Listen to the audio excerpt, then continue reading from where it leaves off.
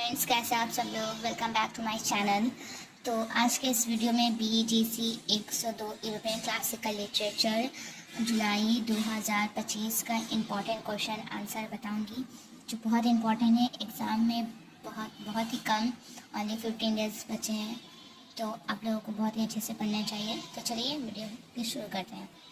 तो मैंने important question answer एक पेज में लिखा है अच्छे से आप लोगों को समझाने के लिए। तो आइए देखते हैं पहला क्वेश्चन क्या है। तो पहला क्वेश्चन मैंने नहीं लिखा है कि इलियड का आप लोगों को पूरा ब्रीफली से स्टोरी डिस्क्राइब करना है।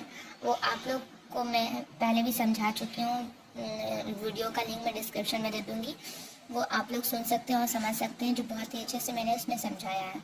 तो आज आइए देखते हैं दूसरा क्वेश्चन में क्या है।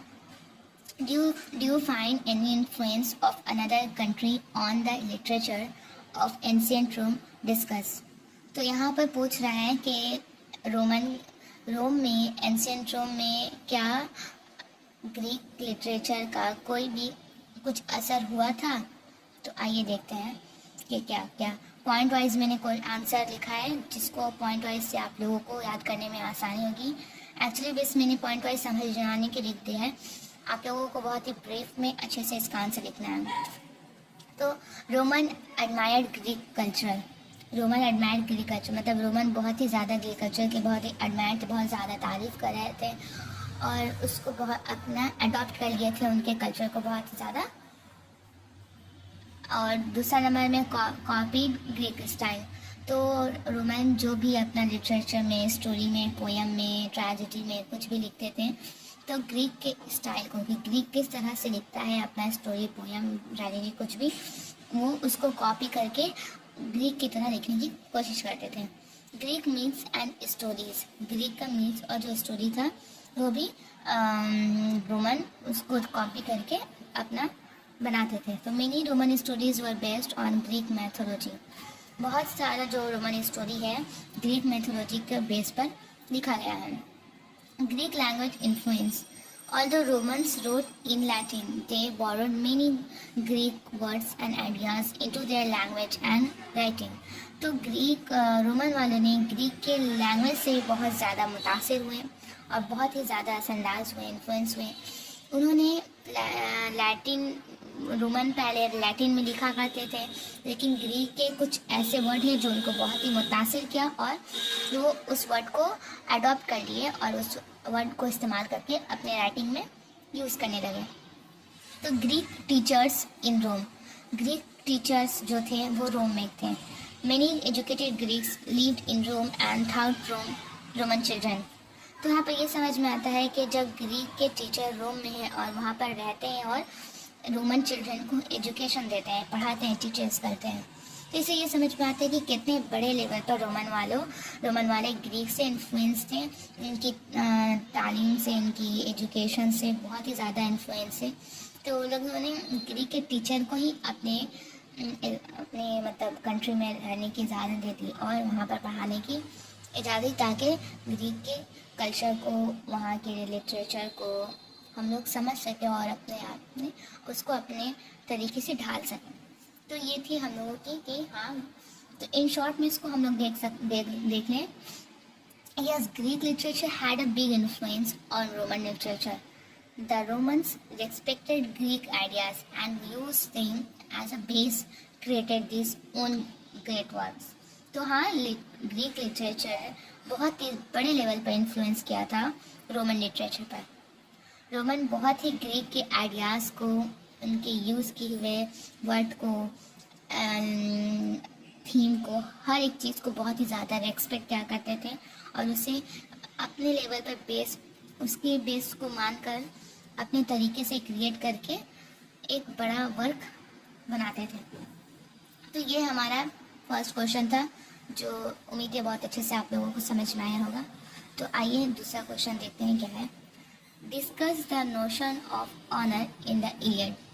इलियड में ऑनर का क्या नोशन है ये बताना है, मतलब कि इज्जत, प्राइड, फेम, ये सब का क्या इलियड में है, कितना ज़्यादा मतलब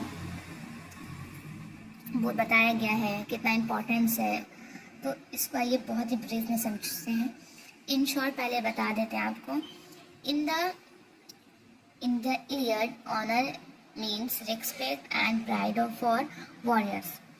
मतलब इलियड में ये था कि जो ऑनर मीन्स, ऑनर मतलब क्या है कि रिस्पेक्ट और प्राइड फॉर वॉरियर्स, वॉरियर्स के लिए प्राइड करना और रिस्पेक्ट करना, ये इलियड में बताया गया है कि ऑनर मतलब यही है।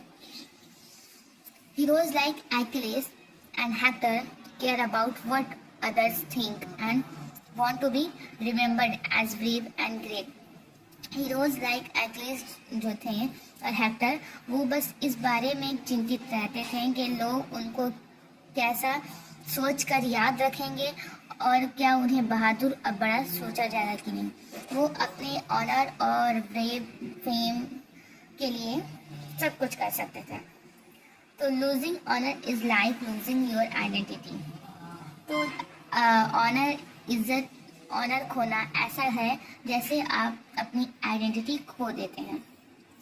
तो यहाँ पर हम लोगों ने इलियड की जब स्टोरी को समझा था तो ये भी देखा था कि जब एक्रिस से उसके जो उसको तोहफा के गिफ्ट के तौर पर मिली थी ब्राइसिस, तो उसको छीन लिया जाता है, एगामेम्नॉन को दे दिया जाता है। तो यहाँ पर एक्रिस को बहुत ही बुरा फील होता है। उसको लगता है कि मेरे ऑनर पर दाग लगाया गया है, मेरी ऑनर को मतलब उछाला गया है, इस तरह का वो सोचता था। इसलिए उसने अपने ऑनर, अपने ईगो में आकर जंग करने से मना कर दिया। और दूसरी तरफ एक्लिस ने जब अपने बेस्ट फ्रेंड को खो दिया तो वहीं पर उसने अपने ऑनर में आकर उसने फिर से जंग करने का इरादा किया कि मैं जंग करूंगा अपनी ऑनर के लिए, ठीक है। अब दूसरी तरफ जो हेक्टर था वो भी जंग इसलिए करना चाहता था कि वो जानता था, पहले ही से प्रोफेसी हो चुकी थी कि वो एक्लिस के हाथों मर जाएगा जंग में, लेकिन फिर भी वो जंग करना चाहता था कि मैं मरूंगा तो एक बहुत ही प्राइड और ऑनर के साथ मरना चाहता हूँ। तो ये वजह है, मतलब बहुत ही बड़े लेवल पर ऑनर इलियड में दिखाई गई है। आइए तीसरा क्वेश्चन हम लोग देखते हैं। Examine the moment of anagnorisis in Oedipus Rex, give illustration examples to substantiate your answer. तो पूछ रहे हैं कि एग्जामिन करो ऑडिपस रेक्स में एग्नोसिस का क्या मोमेंट है, मतलब क्या है, उसको पूरे अच्छे से बताने बोला है। तो फर्स्ट ऑफ ऑल हम लोग समझते हैं कि व्हाट इज एग्नोसिस। तो anagnorisis is a moment in a story when the main character suddenly realize a big truth about themselves or their situation. It's like a shocking discovery or moment of truth. मतलब एग्नोसिस मतलब होता है कि story में एक ऐसा moment भी आता है जब मेन कैरेक्टर जो है सडनली अचानक से ये रियलाइज करता है कि एक बहुत ही बड़े ट्रूथ के बारे में वो जानता है, खुद के बारे में और अपने सिचुएशन के बारे में कि वो किस सिचुएशन में है कि, और वो जब वो जानता है तो बहुत ही ज़्यादा शॉक हो जाता है ये सच्चाई सुनकर अपने बारे में। तो ऑडिपस रेक्स में एग्नोसिस इन ऑडिपस रेक्स में क्या एग्नोसिस हुआ था, आप लोग ने अगर ये ऑडिपस रेक्स स्टोरी पढ़ी है तो आप लोगों को बहुत ही अच्छे से मालूम होगा। He himself is the murderer of King Laius, the former king of Thebes. तो ऑडिपस रेक्स में बताया गया है कि ऑडिपस खुद ही अपने बाप यानी किंग लायस का मर्डरर था, जो उसे खुद नहीं मालूम था और इसकी खोज में लगा रहता है। पूरी स्टोरी इसी पर बेस है कि वो शुरू से ही किंग लायस के मर्डरर को खोजता है, लेकिन उसे मालूम नहीं रहता है कि उसने खुद ही किंग लायस का मर्डर किया है, वो मर्डरर है। तो king Laius was his real father, queen Jocasta his wife is actually his mother. तो उसे खुद भी मालूम रहता है कि जो उसकी वाइफ है एक्चुअली में उसकी रियल मदर है। तो Oedipus spends the whole play trying to find the truth and in he finds out a horrible truth about himself. तो पूरे स्टोरी में, होल प्ले में यही कोशिश करता है जानने की कि ट्रुथ क्या है, कि किसने राजा को मारा है, और उसके असल माँ बाप कौन हैं। और जब ये खौफनाक सच्चाई के बारे में मालूम चलता है तो बहुत ही ज़्यादा शॉक हो जाता है। तो इसी मोमेंट को, that moment of truth is called anagnorisis, when he knows who really is, जब वो अपने बारे में ये जानता है। तो आइए अब हम लोग चौथा क्वेश्चन देखते हैं। फोर्थ क्वेश्चन क्या है? Who reports the condition of Thebes, what do they say about the city's condition? कि थेबेस के कंडीशन को किसने रिपोर्ट किया था और उसने इस बारे में, इस सिटीज के कंडीशन के बारे में क्या कहा था? तो the priest of Zeus reports the condition of Thebes. जो ज़्यूस के प्रीस्ट थे उसने थेबेस के इस कंडीशन को रिपोर्ट किया था। In the beginning of the play the priest comes to meet king Oedipus. मतलब स्टोरी के शुरुआत में ही जो प्रीस्ट होते हैं वो ओडिपस के पास आते हैं, मिलते हैं और कहते हैं कि प्लीज़ इस जो प्लेग फैला हुआ है सिटी में, जो बवाल जो भी सिटी में ये खौफनाक जो हुआ है, इसको आप ही ठीक कर सकते हैं, जिस तरह से आपने हम लोगों को पहले बचाया था। तो वो बोलते हैं ओडिपस कि he speaks on behalf of the people of Thebes, he describe the city's terrible condition. वो पूरे थीबेस के पीपल के बिहाफ में वो बोलते हैं कि बचा लीजिए, और वो डिस्क्राइब करते हैं कि सिटी के क्या कौन से कंडीशन में है। Number 2, condition of Thebes. Thebes का क्या कंडीशन था? The city is suffering from the deadly plague. People are dying, young and old. Crops are not growing. Animals are dying. Women are giving birth to dead babies. The whole city is crying and praying for help. तो क्या वो बताते हैं कि थीबेस का हाल बहुत ही ज़्यादा बुरा है, वो बहुत ही बुरे प्लेग से सफ़र कर रहे हैं, और लोग हमेशा, जवान और बूढ़े सब मर जा रहे हैं, और जो अनाज है, क्रॉप्स है, वो ज़रा सा भी उग नहीं रहा है।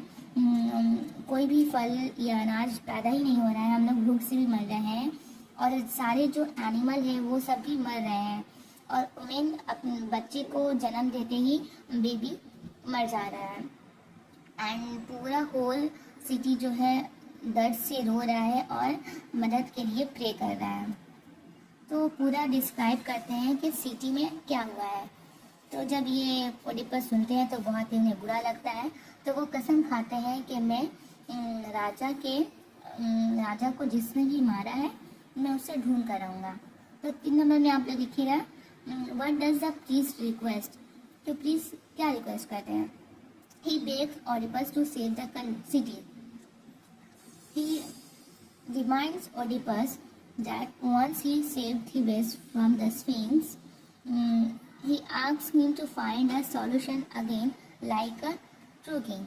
वो कहते हैं कि वो भीख मांगते हैं कि प्लीज़ ओडिपस हमें इस समय सिटी में सेव बचा लीजिए, जिस तरह से आपने पहले एक स्विंग नाम के चीज़ से बचाया था थीबेस को, उसी तरह से फिर से एक बार दोबारा से एक ट्रू किंग, अच्छे राजा होने के लिए बचा लीजिए हमारे सिटी को।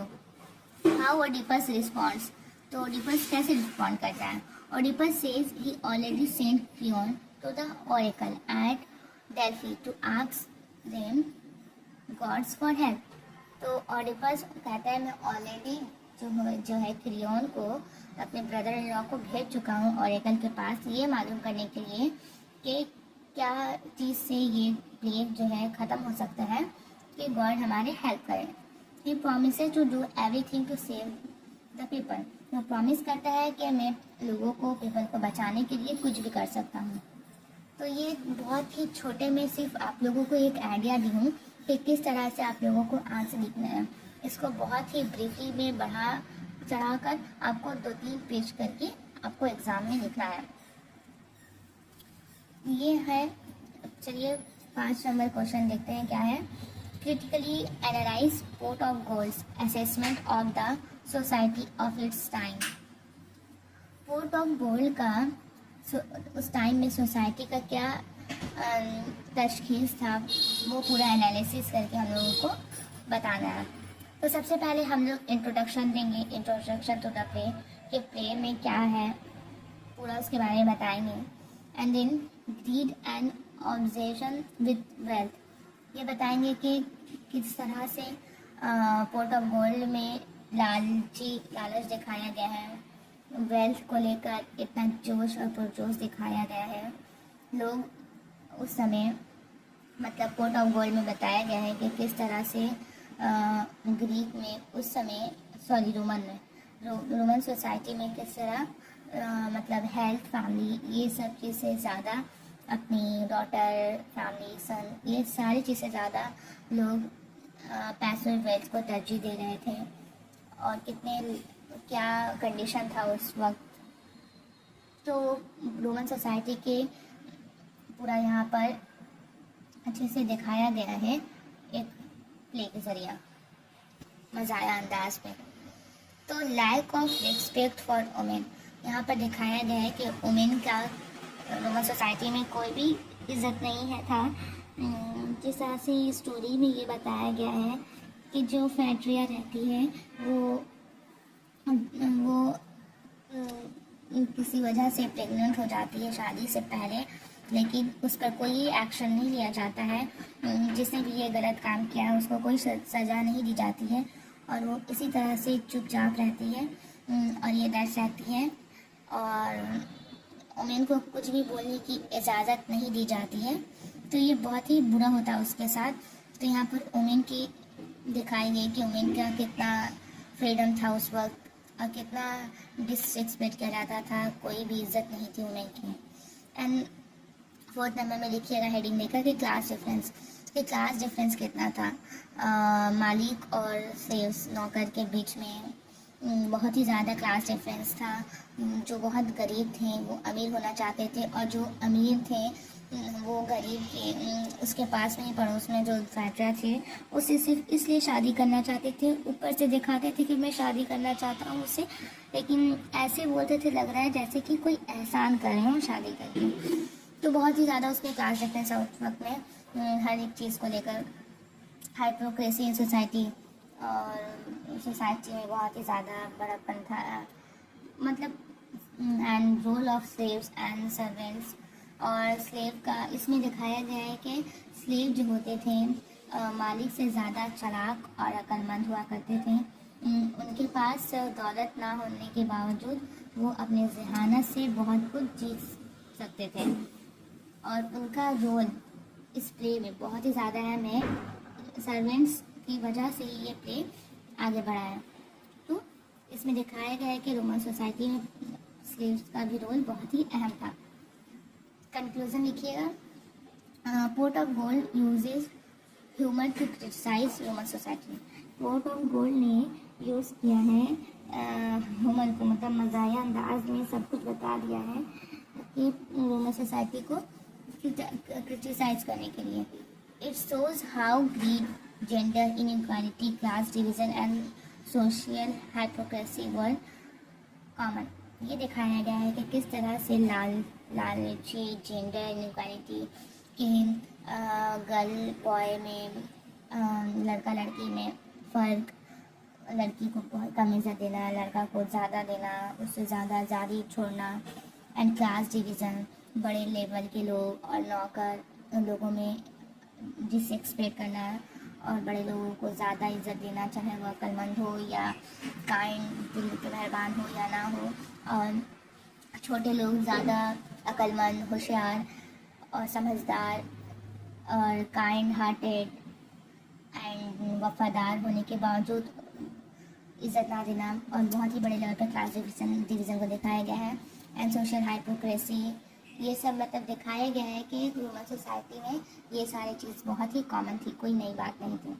Even though it's a comedy, the play gives as a serious message about the problems in society at that time.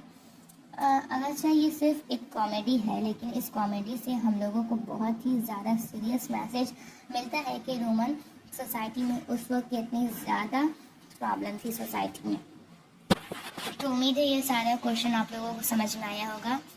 And चलिए इसी वीडियो में मैं सारे क्वेश्चन को कवर कर देती हूँ कि ज़्यादा वीडियो में बनाना नहीं चाहती हूँ। एक ही वीडियो में सारे क्वेश्चन को कवर करके आप लोग को समझा देती हूँ कि टाइम बहुत कम है एग्ज़ाम में। और प्लीज़ अगर वीडियो पसंद आए तो लाइक, शेयर, कमेंट, सब्सक्राइब करें। अपने फ्रेंड को भी शेयर कर दें, वो लोग को भी ये बहुत ही ज़्यादा हेल्पफुल होगा। एंड कमेंट करके प्लीज़ पूछिए कि कहाँ नहीं समझ में आया है और क्या चाहिए आप लोगों को। चलिए नेक्स्ट क्वेश्चन देखते हैं हम लोग। Strobylus desires freedom. Would you agree? Is this desire for freedom fulfilled?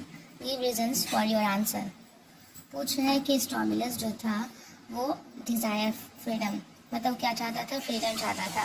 तो क्या आप इस बात से एग्री हैं और क्या उसने डिज़ायर अपने फुल फ्रीडम जो थी फुलफिल की?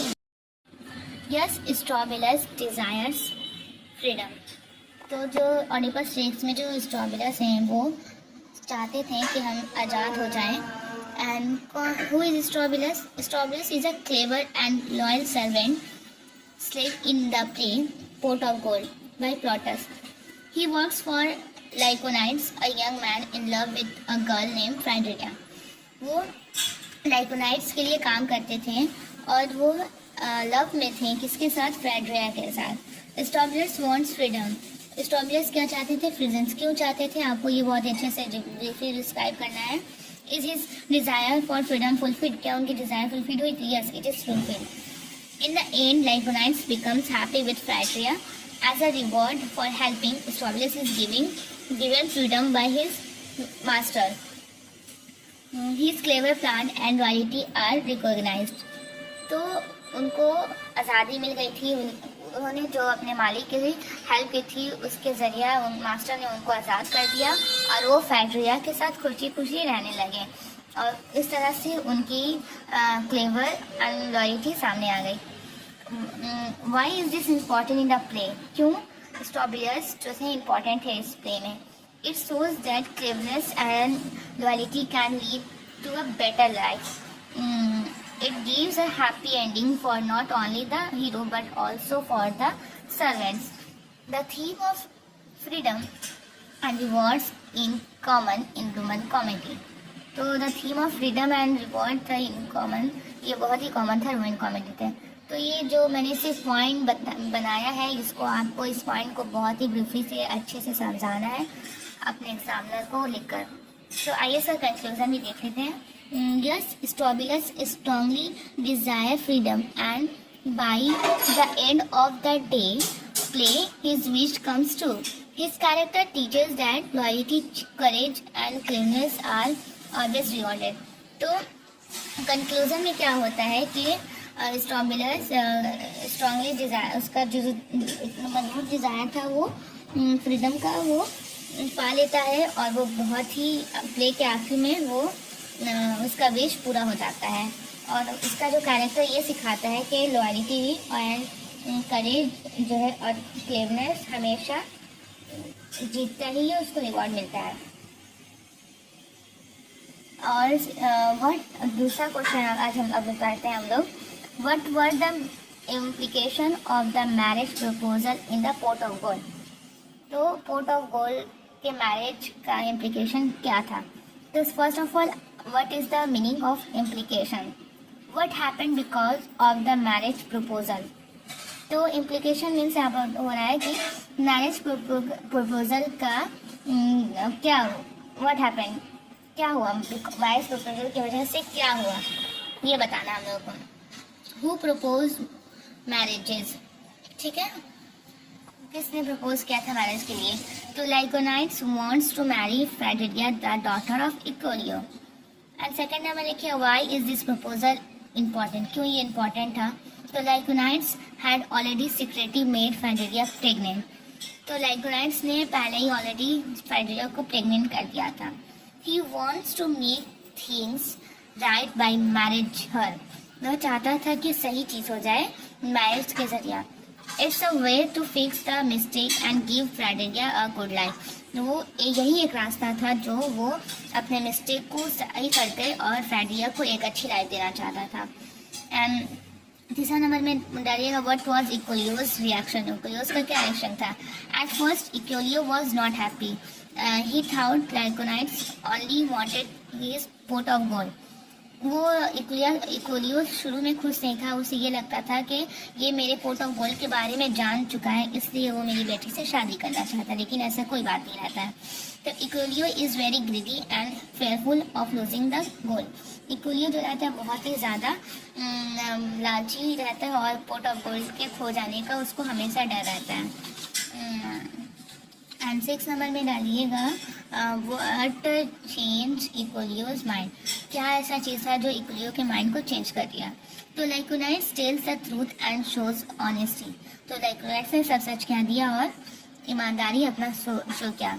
तो Euclio realize that his daughter's happiness is more important than gold. तो इसने रियलाइज़ किया कि इक्वलियो ने रियलाइज़ किया कि उसकी डॉटर की खुशी ज़्यादा इम्पॉर्टेंट है उसके गोल से। तो वो समझ गया, तो he gives permission for the marriage. तो उसने मैरिज के लिए परमिशन दे दिया। What did Euclio do with the pot of gold? Then Euclio ने पोट ऑफ गोल्ड के साथ क्या किया? In a surprising change Euclio gives the pot of gold to Lyconides. He says it should be used for Phaedria's future and marriage. तो ये बहुत ही surprising change हुआ इक्वलियो के अंदर। तो उसने पोट ऑफ गोल्ड को इक्वलियो को लाइकोनाइट्स को दे दिया, ये कहकर कि ये जो पोट ऑफ गोल्ड है ये मैं नहीं संभाल पाऊंगा, ये काम आना चाहिए मेरे फेडरिया के फ्यूचर के लिए और उसकी मैरिज के लिए। तो फाइनल इम्प्लीकेशन रिजल्ट क्या निकला? The marriage proposal solve the conflict in the play. तो मैरिज प्रपोजल जो है कंफ्लिक्ट जो प्ले का कंफ्लिक्ट है उसको सॉल्व कर दिया। It brings happiness to everyone. Fidelia gets married. Laiconides is forgiven. Ichthyios becomes less greedy. Strobylus gets freedom. It gives a happy and moral ending to the story. तो क्या क्या हुआ कि सबसे पहले तो ये मैरिज प्रपोजल प्ले कंफ्लिक्ट के सॉल्व कर दिया और ये सबके हर एवरीवन के पास हैप्पीनेस लाया। फेडरिया की शादी हो गई, लाइकोनाइट्स को माफ़ कर दिया गया, इक्वलियो के अंदर जो बहुत ही ज़्यादा लालचपन था उसको कम कर दिया गया कम हो गया और स्ट्रॉबिलस आज़ाद हो गया। और ये इस तरह से ये बहुत ही सबको खुशी हैप्पी दिया एंड ये मोरल एंडिंग था स्टोरी का। तो उम्मीद है ये भी क्वेश्चन आपको समझ में आया होगा। एंड ये वीडियो का लास्ट क्वेश्चन हम लोग देख रहे हैं, इसको समझते हैं। Examine the role of fate and destiny in Oedipus Rex. हम लोगों को ओडिपस रेक्स में फेट और डेस्टिनी को रोल के बहुत ही अच्छे से ब्रीफली में समझाना है। तो what is fate and destiny? First of all हम लोग समझते हैं कि फेट और डेस्टिनी क्या है। तो fate means what is already decided to happen in someone's life, कि समवन के लाइफ में क्या हैपन हुआ, क्या डिसाइड हुआ ऑलरेडी। क्या मतलब फेट मतलब ये होता है कि किसी के लाइफ में ऑलरेडी क्या डिसाइड हो चुका है। And destiny means the future that can not be change no matter what. तो डेस्टिनी मतलब जो फ्यूचर में क्या होने वाला है वो भी लिखा है, वो कोई भी तरीके से आप कुछ भी मेहनत कर ले वो चेंज नहीं होगा। In Greek tragedies like Oedipus Rex fate is very powerful. Greek tragedy में लाइक जैसे ओडिपस रेक्स में फेट क्या था? बहुत ही ज़्यादा पावरफुल है। What was Oedipus' fate? Oedipus का फेट क्या था? The prophecy said Oedipus will kill his father and marry his mother. This was decided before he was born. Everyone tried to say to stop it, but fate will still won. मतलब Oedipus का prophecy ये था कि वो अपने father को मार देगा और अपनी मदर से शादी करेगा, और ये उसके पैदा होने से पहले ही डिसाइड हो चुका था। तो वो सारे लोगों ने बहुत ही कोशिश की इसको रोकने के लिए, लेकिन कोई से रोक नहीं पाया, जीत नहीं पाया। आखिरकार फेट जीत गया। ठीक है हमारे Oedipus tries to escape his fate. Oedipus क्या चाहता था? अपनी फेट से भाग रहा था। Oedipus hears the prophecy and tries to run away from his parents. He thought Polybus and Merope were his real parents. वो अपने प्रोफेसी के बारे में सुन लिया था और वो अपने पेरेंट्स से भाग रहा था, इसलिए वो समझ रहा था कि जो पॉलीबस और मेरोप थे हैं वो मेरे पेरेंट्स थे। लेकिन but He kills King Laius, his real father, and marries Queen Jocasta, his real mother, just like the prophecy. लेकिन उस प्रोफेसी के बिना पर जिस तरह से प्रोफेसी की गई थी उसका, उसी तरह से उसने अपने फादर किंग लायस को मार दिया और अपनी मदर जोकास्टा क्वीन से शादी कर दिया। 4th नंबर में लिखना है आप लोगों को, fate is stronger than free will. ठीक, फेट है ज़्यादा स्ट्रॉन्ग है फ्री विल से। This shows that in the play fate is more powerful than human plans. मतलब ह्यूमन के प्लान से ज़्यादा पावरफुल है फेट। मतलब कुछ भी आप प्लान कर लें, लेकिन जो आपके फेट में है वो होकर ही रहेगा, चाहे कुछ भी कर लें। 5 नंबर में लिखिएगा, role of the oracle and gods. Oracle और गॉड्स का क्या रोल था? The oracle at Delphi tells the prophecy. The people believe that gods decided fate and no one can change it. Even kings like Oedipus are not our fate. मतलब ये बोल रहा है कि पीपल ये बिलीव करते हैं कि गॉड्स ने जो फेट डिसाइड किया है उसको कोई भी चेंज नहीं कर सकता, यहाँ तक कि किंग भी फेट को जीत नहीं सकता। Final results, tragic ending. When Oedipus finds the truth he is shocked and broken. Jocasta kills herself and Oedipus blinds himself in guilt. His fate brings pain not glory. तो जब मालूम चलता है ओडिपस को तो सच्चाई के बारे में, तो बहुत ही ज़्यादा शॉक्ड और टूट जाता है, और जोकास्टा खुद को मार देती है और ओडिपस अपने आँख को मारकर अंधा कर लेता है। इस तरह से ये जो फेट था बहुत ही ज़्यादा पेन लाता है, कोई ग्लोरी नहीं लाता। What do we learn? हम लोग इससे क्या सीखते हैं? तो व्हाट डू वी लर्न, हम लोग क्या सीखा इससे? तो fate and destiny are central themes in Oedipus Rex. The play shows that we can not escape destiny no matter how hard we try. It is a warning about pride and how humans are limited. तो इसमें ये हम लोगों को बताया गया है कि फेट और डेस्टिनी जो था एक सेंट्रल थीम था ओडिपस रेक्स का, इस पर ही पूरी कहानी थी। और प्ले जो है ये शो करता है कि हम लोग कुछ भी कर ले, हम लोग अपने डेस्टिनी और फेट से भाग नहीं सकते, चाहे जितनी भी हार्ड ट्राई क्यों ना कर लें। और ये हम लोगों को वार्निंग करता है कि फेट के सामने हम लोगों की ह्यूमन की कोशिशें लिमिटेड हैं। कंक्लूजन क्या है? In Oedipus Rex fate and destiny are unavoidable and control the whole story. Oedipus Rex में फेट और डेस्टिनी है जो अनअवॉइडेबल थे और कंट्रोल करते थे पूरे होल स्टोरी को किए। The tragedy teaches us that we should accept our limits and not fight what is already written by the gods. मतलब हम लोग कुछ नहीं कर सकते, हम लोग नहीं लड़ सकते अपने फेट के अगेंस्ट। हम लोगों की कोशिशें लिमिटेड हैं, जो गॉड्स ने लिख दिया है वो होकर ही रहेगा, इसमें ये बताया गया है।